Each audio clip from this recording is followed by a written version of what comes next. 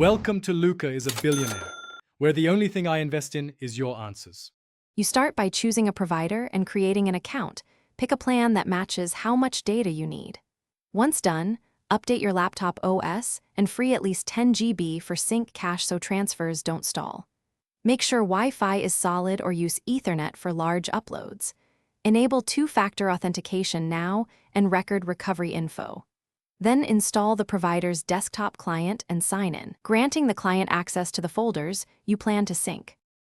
Now configure sync rules and backup policies to control what lives locally versus only in the cloud.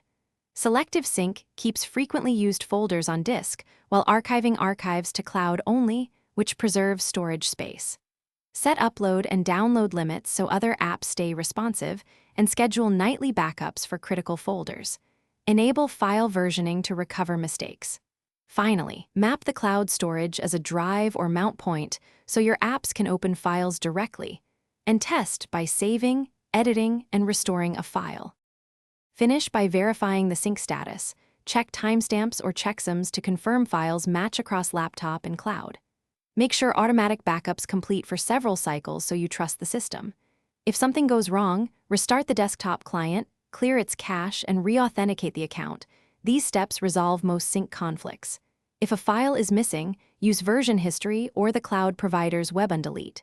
Finally, keep an external drive backup for critical data and rotate it monthly to protect against account or provider failures. Thanks for watching and please subscribe. It's the best investment you'll ever make.